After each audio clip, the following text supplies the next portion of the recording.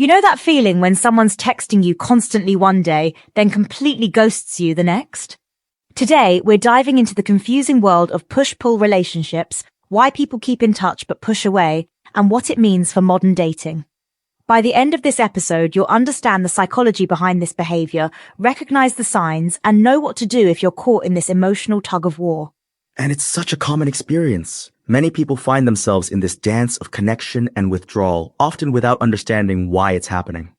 So what exactly is happening when someone keeps reaching out but then pushes away?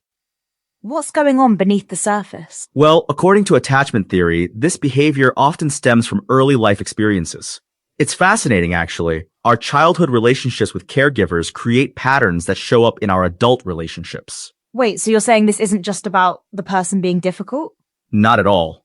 Research shows it's usually about fear. Specifically, a fear of both intimacy and abandonment at the same time. It's like an emotional paradox. That's really interesting. How does that work exactly? You know, it reminds me of some fascinating research from the 1970s called the strange situation experiments. They looked at how babies responded when their mothers left and returned to a room. And this connects to adult relationships? Exactly. The patterns they observed in infants mirror what we see in adult relationships. Some people learned early on that emotional closeness isn't reliable.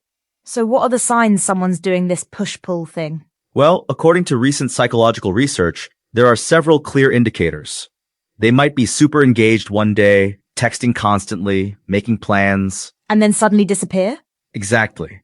They might also avoid deep conversations, struggle with vulnerability, or panic when things start getting serious. You know, I've noticed this happening in non-romantic relationships too, like with friends or even at work.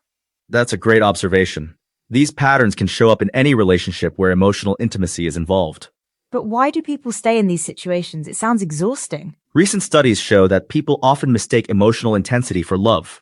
The ups and downs can create a kind of addictive cycle. Almost like a relationship roller coaster? Exactly. And here's what's really interesting. Research indicates that many people subconsciously seek out these dynamics because they feel familiar. Even if they're painful? Yes, because our brains often prefer familiar pain over unfamiliar comfort. It's what psychologists call the comfort in chaos phenomenon. I wonder if modern dating apps and social media are making this worse? That's an interesting point. The constant connectivity can definitely amplify these patterns, making it easier to both connect and disconnect at will. So what can someone do if they recognize these patterns in their relationship? Well, according to recent psychological research, the first step is awareness. Understanding that this isn't about you being too needy or them being too cold. It's about attachment patterns? Exactly. And studies show these patterns can change with conscious effort and often professional support. What kind of professional support works best? Attachment-based therapy has shown particularly good results. It helps people understand their patterns and gradually build secure connections. And what about for the person on the receiving end? What should they do? Research suggests setting clear boundaries is crucial. It's important to communicate your needs while understanding this isn't something that changes overnight. That sounds challenging. It can be, but studies show that understanding these patterns can actually reduce the emotional toll they take. Because you're not taking it personally anymore? Exactly. When you understand it's about attachment patterns rather than personal worth, it becomes easier to respond constructively. Are there any success stories? Can these relationships actually work?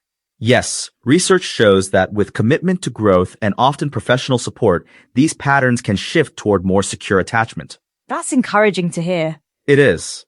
And it's important to note that change is possible at any age. Our brains remain plastic throughout our lives. So it's never too late to develop a healthier attachment style? Never. Recent studies show people can develop secure attachment patterns well into adulthood with the right support and understanding. What's the first step someone should take if they recognize these patterns? Research indicates self-awareness is crucial. Start by noticing your patterns without judgment. When do you pull away? What triggers the push-pull cycle? That sounds like it requires a lot of honesty with yourself. It does. And studies show that this self-reflection process is often more effective with professional guidance. Are there any specific techniques that help? Yes, research supports mindfulness practices and keeping a relationship journal to track patterns and triggers. That makes sense. It helps you become more aware of your behaviors. Exactly. And psychological studies show that awareness is often the first step toward changing these patterns. What about communication? How should someone talk about this with their partner? Research suggests using I statements and focusing on feelings rather than accusations. It's about creating safety in the conversation. Can you give an example? Instead of saying, "You always push me away," try, "I feel confused" when communication suddenly changes. That's a helpful way to frame it. Yes, and studies show this approach is more likely to lead to productive conversations rather than defensive reactions. As we wrap up, what's the most important thing for people to remember about this push-pull dynamic? Research consistently shows that these patterns aren't about personal worth. They're learned responses that can be changed with awareness and support. That's really empowering to know. It is. And remember, seeking help isn't a sign of weakness. It's often the strongest step someone can take. This has been really enlightening. Any final thoughts? Yes, while these patterns can feel overwhelming, understanding them is the first step toward creating healthier relationships. Thank you for sharing all this valuable insight. Remember, change is possible at any point. It's never too late to develop more secure attachments.